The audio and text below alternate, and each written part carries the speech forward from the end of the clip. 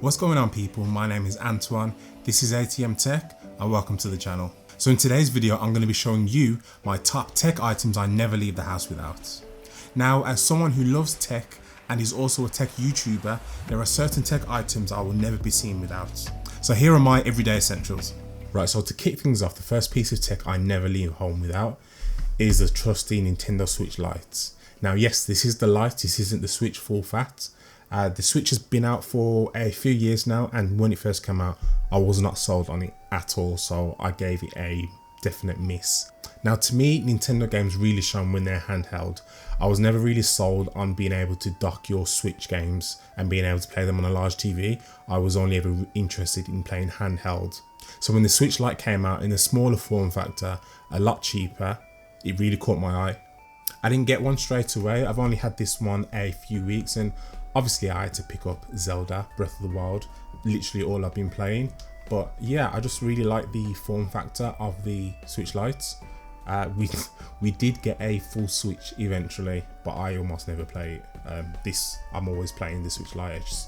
I just prefer it, to be honest. Moving on from the Switch, we have the trusty Samsung T5 SSD. This is by far one of the most popular SSDs out in the market, and for a very good reason. It's lightweight, it's portable, but most importantly, it's really fast. When I'm editing my videos, I keep all my project files on one of these and just edit from it. The speeds on this thing are enough where I can edit from it and not worry about having to tie up the memory on my laptop.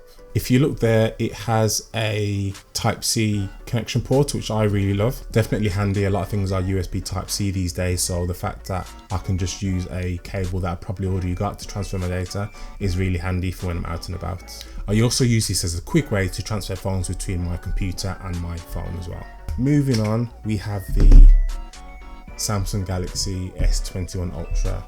This is my daily driver, and with it we are rocking the S21 Ultra with the S Pen.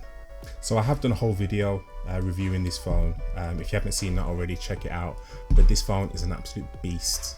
Definitely one of the best Android devices out on the market at the moment, and if you are thinking about getting it, you should definitely go for it. Sticking with the Samsung theme, we have a set of Galaxy Buds Plus. Now I do have a few sets of these, so I've got the Galaxy Buds, the Galaxy Buds Plus, and the Galaxy Buds Live, but for the sake of this video, these were the ones that I just had closest. To be honest, in 2021, I feel as though everyone should have a good pair of wireless earbuds, and myself being a Samsung user, it just felt right to be using a set of Samsung earbuds to go with it. Whether you're an iPhone user, Samsung user, or Huawei, etc., I definitely think it's worth taking a look at the earbuds that match the brand of your phone, because that's the way you tend to get the most features. You do get compatibility across different brands, but it tends to be quite limited. One cool thing about the Galaxy Buds in particular, and a few other earbuds, is that the S21 Ultra has reverse wireless charging, so I can pop my Galaxy Buds on here and I can get a charge on the go. So I'm almost never caught short. Okay, so up next we have cables upon cables upon cables, charging bricks, micro USB, Type-C, I've got it all. My work tends to take me away from home quite often, and there's nothing worse than being in a hotel without enough chargers or not having the right cables. So I have amassed quite a collection, and I keep it all in this little bag, so I'm almost never caught short. The only problem with that is people know you have cables and they always want to ask you. So yeah. Anyway.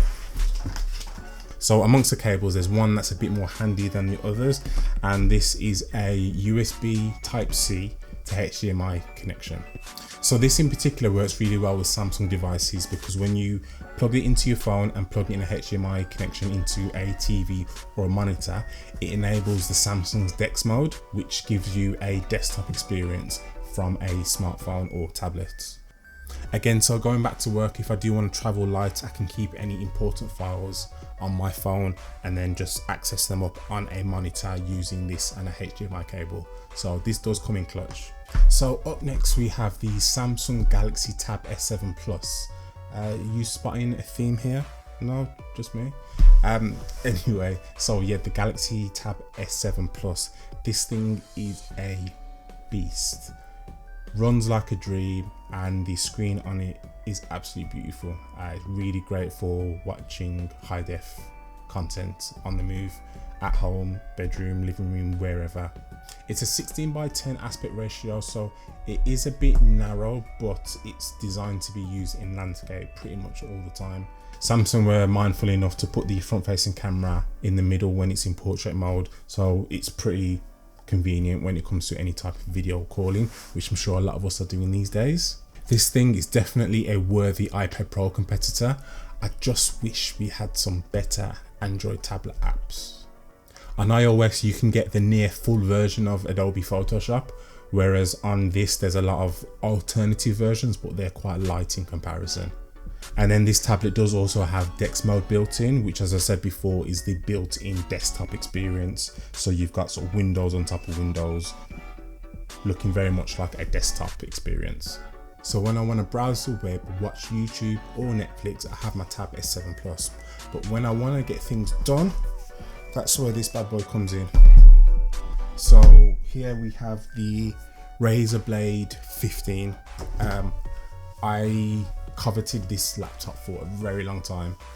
For me, this was about as close as you could get to a MacBook type build, but with a Windows experience, a Team Windows all the way.